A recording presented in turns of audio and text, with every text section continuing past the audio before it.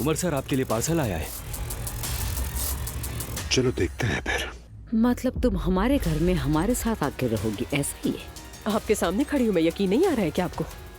तुम मेरे साथ खेल नहीं खेल सकती हो एलिफ, और ना ही मुझे इस तरह डरा सकती हो। मैं हमेशा तुमसे एक कदम आगे रहूंगी।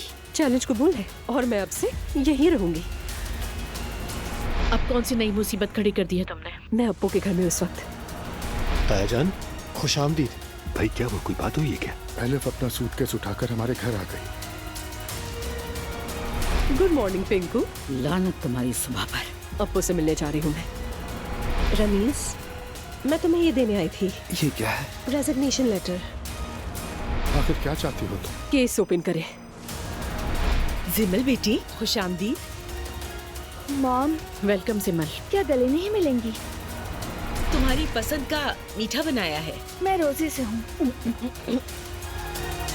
कराटे पे चलो जल्दी। इस्माइल, तुम हो कौन? खोलो से, छोड़ो। Welcome tough guy.